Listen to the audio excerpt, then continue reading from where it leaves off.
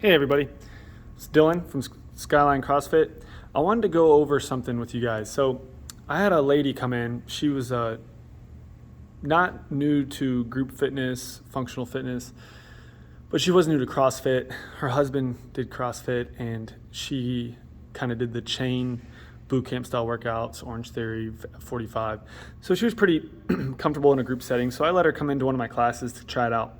And that day we had pull-ups in the workout. And this was the 5 a.m. class. And what I like to do is when a new person comes in is kind of set them up kind of next to somebody else that's new to kind of show like, hey, like, yeah, we're doing pull-ups, but this is the way you scale them. This is how we modify. Yeah, we're doing box jumps, but you don't have to go as high. Yeah, we're doing double unders, but you can do single unders. So it kind of shows them like how we can kind of compare and how we kind of work up to that. Well, it just so happened at this 5 a.m. class, I had about, I think, 16 people that morning, and every single person in the class, young and old, could do a pull-up. So she was the only one not to be able to pull up. Now, that's not usually the case. Usually there's at least, a handful at least that are modifying the pull-up somehow. And so, yeah, that's for me as a coach, I'm like, that's awesome that everybody in the class is doing some variation of a pull-up without having to assist it. But also for the new person coming in, they're kind of looking around like, man, I can't do this. What she doesn't know is that all the women in the class, in that particular class, did not start CrossFit with a pull-up. They all got there. And what I see is a lot of gyms, when they do pull-ups, they always just move just straight to modification. And they're stuck on a band or they're stuck on ring rows for years. And that should not be the case. We need to be striving and pushing our members to be doing pull-ups. It's a very basic movement. I feel like it's as essential as knowing how to deadlift or knowing how to air squat. So I'm just gonna go over the quick way how we kind of do it. And this is for group setting only. Now, if you're doing privates, you can approach this a completely different way. But how do I get people to do pull-ups consistently and like within a year time? So, and to add to that, you get somebody that's never done a pull-up in their life and you get them to be able to do a pull-up, they will jump over the moon for you. It builds relationships inside the gym like no other. You could say the same thing about muscle-ups. Those are a little bit harder to attain, but man, you get somebody that's never done or even thought about doing a pull-up and you get them to do a pull-up, it changes the game with the coach's relationship with that athlete. So step one, ring row, and this is for dynamic movement. So dynamic movement would be ring row. Get your feet on the ground, pull the rings to your chest, cross the straps, get that lat activation, okay? Learning how to pull.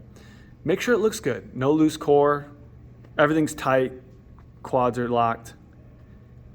Abs are locked. Everything's nice and locked. You're hollowed out from your shoulder to your heel. Everything should be straight. No kipping on that. You need to partner that up with hanging on the bar. So step one, can they hang? If you can't hang for 30 seconds, you have no business even trying to pull up. So what I like to do for my warm-ups, especially if it's a big class and I don't know, like we'll say that I'm doing a Saturday morning and there's a lot of people in the evening there that I don't know very much well, I'll start them off with ring rows and hangs, and I can tell right off the bat who I'm going to be challenging on the pull-up and who I'm not. So that's step one. Step two, toenail pull-up and banded pull-up. Now, I know banded pull-up gets a bad name. I disagree when it's overused, but you could say this about any modification. If you overuse it, they're going to rely on it. So this is kind of the meat. These two right here is where we actually learn how to do a pull-up.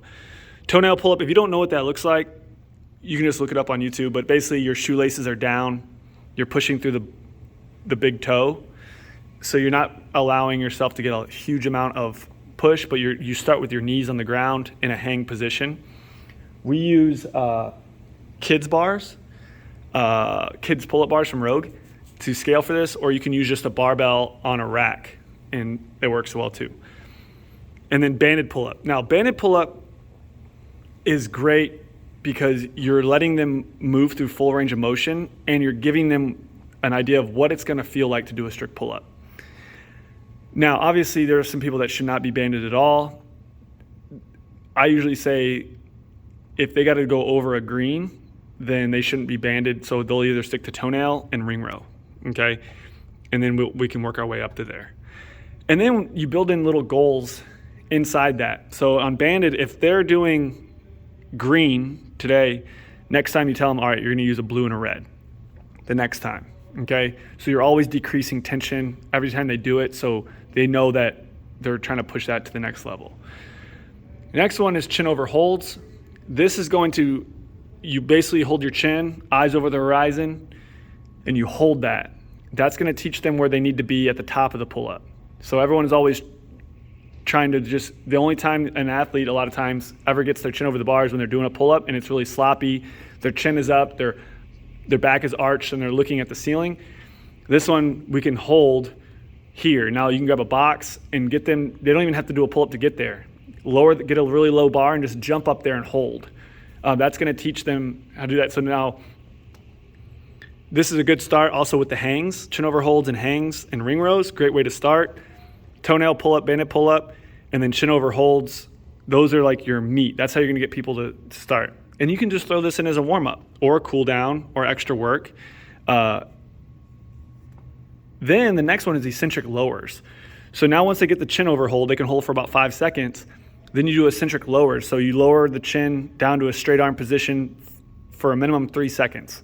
So you lower from the chin over the bar to a full hang, 3 seconds. Now what you'll notice on these eccentric lowers are people are going to cheat. They're going to lower about halfway and then they just let go and they go straight to a straight arm. With this one, what you want to do is you want to have them control it all the way to the full hang. So 3 seconds minimum. You can challenge them by going 5 or more. Once this is all entailed, then you can start moving them to strict pull-ups and rope climbs. If you're not teaching your people how to climb rope, teach them. The rope climb builds the strength for pull-ups and vice versa. So I noticed that people get better at strict pull-ups, they get better at rope climbs, and rope climbs, they get better at strict pull-ups. After that, then we can start introducing the kipping pull-up, the kipping chest to bar pull-up, and the kipping bar muscle up in that order. Okay? Remember, eyes on the horizon for all these. While we're teaching the kip, we should be teaching what a proper arch and hollow is.